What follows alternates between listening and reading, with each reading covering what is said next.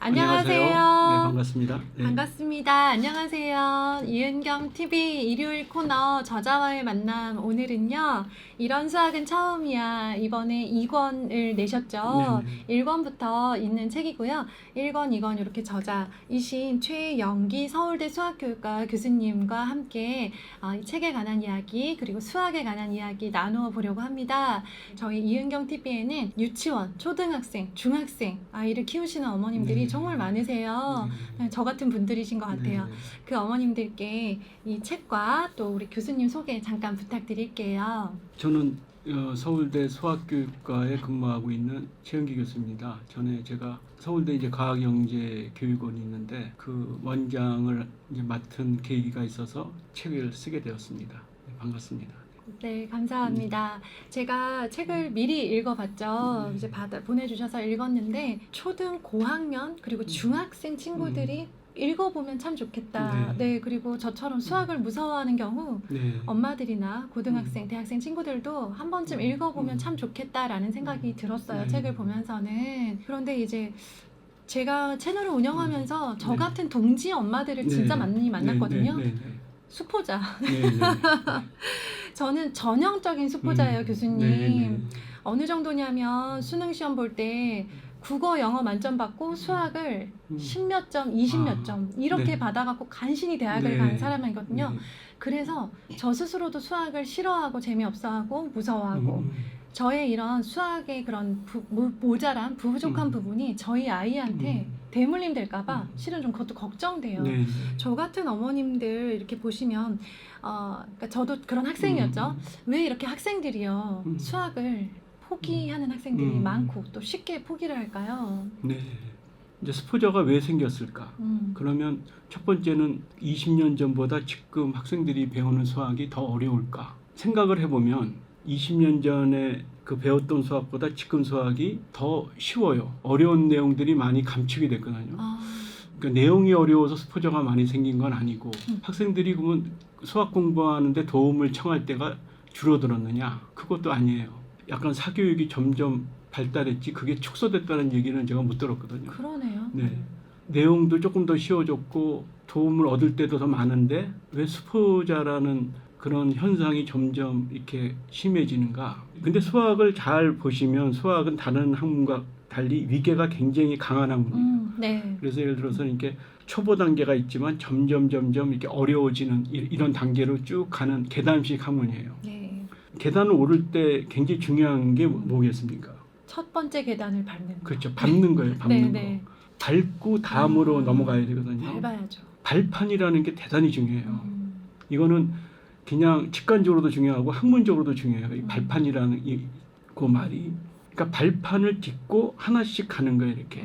하나씩 가는데 원래는 정상적으로 하면은 충분한 시간 때문에 대다수 학생들이 이렇게 발판을 잘 밟고 갈 거다. 그래서 이제 초등부터 고등학까지 이렇게 자연스럽게 그거를 이렇게 배열을 해놓은 거예요. 나선형 구조로. 그랬는데 지금 이게 약간 내려왔잖아요. 네. 그러니까 원래 2, 3단계 할 학생들이 지금은 선행을 하면 한 4, 5단계를 하는 거죠. 이렇게 만약에 선행을 많이 하게 되면. 그렇죠. 이 발판이라는 것이 이제 대단히 미묘한데 사회 분야에서 이렇게 올라가는 거랑 그 발판이랑 수학의 발판이 약간 달라요. 수학은 어떤 발판이 필요하냐면 이해라는 발판이 필요해요. 정말 개념 이해라는 게. 근데 그게 뭐냐면 학생들이 막 공부를 해서 억지로 하면은 이제 지식이 쌓이잖아요. 네. 근데 지식은 머릿속에서 이게 사라진다고 계속. 근데 뭐가 살아남냐면 자기 나름대로 그렇게 해석된 지식이 살아남는데 수학은 이게 더 중요한 게 그게 이해고 그게 개념이거든요. 근데 만약에 이게 흔들리게 되면 그 다음 단계로 나가는 데가 조금 힘들어요. 그러니까 자기 방식으로 이해 못하고 억지로 하게 되면 초등은 약간 그래도 그나마 가능해요. 좀 쉬운 단계고 중등은 조금 그것도 어렵고 고등은 상당히 어려워요. 이 수학 내용이. 그러니까 초등은 억지로 하더라도 그렇게 된 지식들이 발판이 조금씩 흐릿하게 되거든요. 이게. 여기서 착각을 하는데 여기서 이제 4, 5단계까지 갈 수 있다 생각을 해요. 네. 그냥 막 해서. 4, 5단계 가죠. 그래서 문제를 풀어요. 근데 문제라는 것은 많이 풀게 되면 풀려요. 이게. 약간 기계적인 것도 있고 또 훈련도 있고. 그런데 얘가 실제적으로 확실치 않고 풀 수가 있거든요. 왜냐면 얘는 초등학생인데 중등학생 문제를 푸니까. 네. 그리고 원래는 옛날에 그것은 우리가 그 교육학상에 약간 생물학적인 나이가 있어요. 우리나라뿐이 아니라 전 세계가 비슷하게 배치하는데 그 배치하는 이유가 있어요. 왜냐하면 그 학생들의 생물학적인 나이랑 약간 매칭되면서 추상적인 것은 몇 살 때 가능할 거다. 그래서 이제 그렇죠. 그런 배칭이 좀 있는데 물론 그게 완전한 이론은 아니에요. 그렇지만 그래서 나선형 구조를 이렇게 보통 가는데 이렇게 반복하면서 학생들이 높은 단계를 하면은 잘 이해를 못한 건데 이해했다고 착각할 수가 있어요. 그렇죠. 근데 여기서 위험한 게 뭐냐면 인간이 굉장히 교만해요. 원래 나도 교만하고 네. 어린애도 마찬가지인 거예요. 맞아요. 배우면 5단계를 배우면 자기가 5단계가 아닌데도 5단계가 있다 착각을 하면서 학교에서 이제 3단계를 배우잖아요. 네. 그럼 3단계를 열심히 배우면 되거든. 네. 그렇지 않게 돼 있어요. 그렇죠. 내가 안다고 생각하면서 학교 공부를 등한시해요. 그러면 어떻게 되냐면 얘가 이제 6단계까지는 이제 신기업적. 근데 얘는 열심히 하는데 이상이 잘 안 돼요. 4, 5단계가 이제 이게 층계가 이렇게 발판이 돼야 되는데 7단계 가려면 6단계 발판이 확실해야 되는데 이 학생은 원래는 한 4단계밖에 안 되는 거예요. 근데 여기 6단계로 착각하면 그냥 내려오면 되는데 이게 못 내려오게 돼 있어요. 선행을 하게 되면. 이런 상태로 이제 고등학교 가면 거의 불가능한 상태가 돼요. 그럼 어떻게 되겠어요? 내가 뭔가 수학을 실패했다고 느끼기 시작하는 거예요. 왜냐면 이 학생은 공부를 안 한 게 아니에요. 옛날 우리 때도 수포자가 있었지만 그때는 실제적으로 공부를 안 했어요. 학생들이. 왜냐면 대학 간 학생들이 많지 않았기 때문에 그때 수포자들은 안 했는 학생들인데 지금 수포자는 너무나 안타까운 현상인 거예요. 얘네들이 최선을 다했고 열심히 한 거예요. 여러 가지 이유가 있겠지만 아마도 수능 문제를 잘 보기 위해서 아마 그랬을 것 같아요. 원래는 이 얘기하는 김에 조금 이제 네, 제가 네. 길게 하면 네. 원래 수학을 왜 배우겠습니까?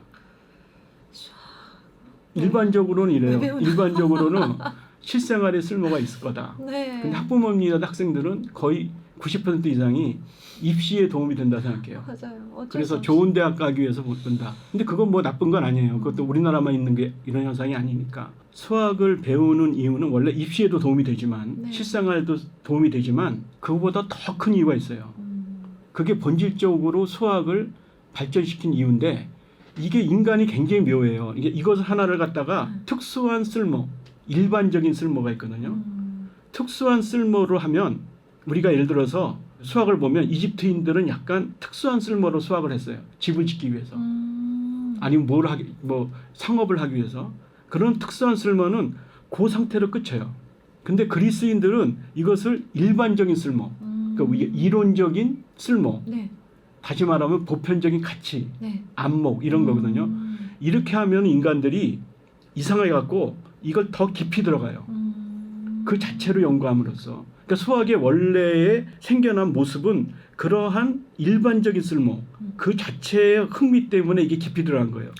그것이 이제 수학의 본질적인 모습이에요. 철학도 그렇거든요. 철학도 굉장히 깊죠. 근데 철학을 갖다가 예를 들어서 철학을 배워서 인간관계를 잘 하기 위해서 철학을 배우면 그것도 분명히 철학의 요소지만 그렇죠. 그 특수한 쓸모가 목적이 되면 이 철학은 사교술이 돼요. 그거로 끝쳐요.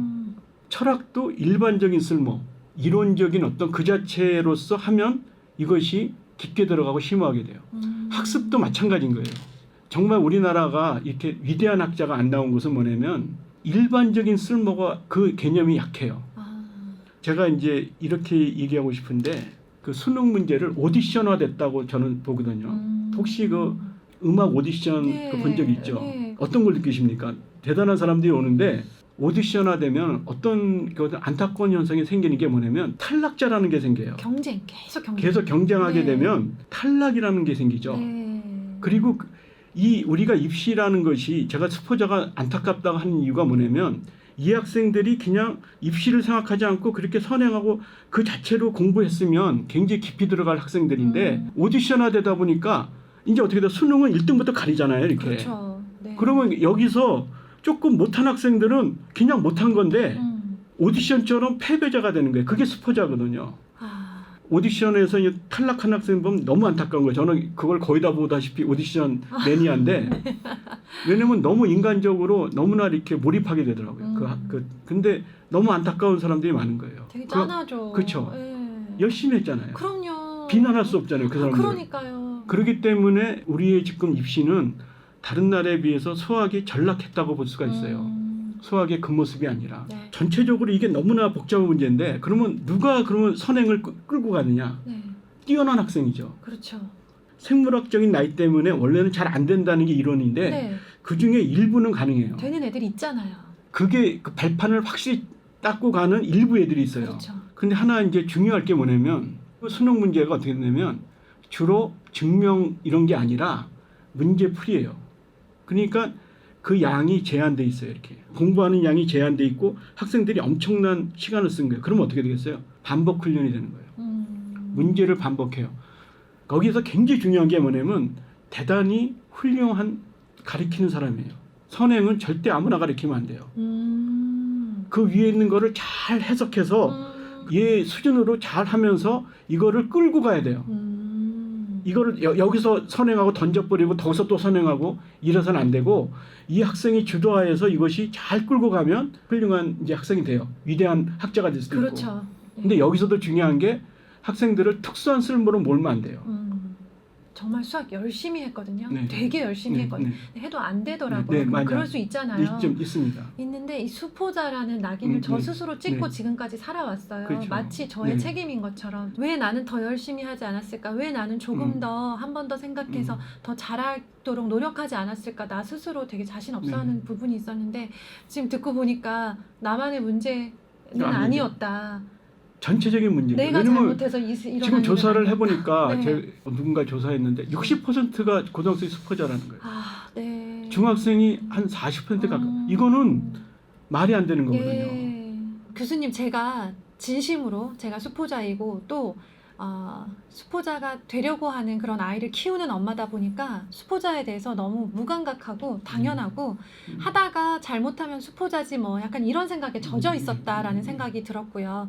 이거는 정말 우리 사회가 막 경쟁적으로 달리는 이 선행 네. 이것들을 한번 지금 여기 서서 생각해 봐야 되는 시점이 아닌가라는 생각이 들 만큼 비정상적으로 달리고 있는 아이들 많이 보실 것 같아요. 우리 구독자님들도 굉장히 많이 불안해 하시는데요. 이런 것들에 대해서 우리 교수님께서 수포자와 또 선행학습에 대해서 짚어주셔서 그리고 어디서부터 어떻게 고쳐갈 수 있을까에 대해서도 좀 고민해 보게 되는 그런 좋은 말씀이었습니다. 네, 오늘 말씀해 주셔서 감사드리고요. 교수님 다음 주에도 나오실 텐데요. 일단 이 책 이런 수학은 처음이야 두 번째 2편입니다. 이 책 읽어보고 싶으신 분들을 위해서 증정 이벤트 진행할 테니까요. 네이버 카페 슬기로운 초등생활에 오셔서 신청하시는 댓글 남겨주시고요. 교수님과는 두 번째 영상 다음 주 영상에서 또 찾아뵙도록 하겠습니다. 교수님 오늘 좋은 말씀 해주셔서 감사합니다. 네, 감사합니다. 네.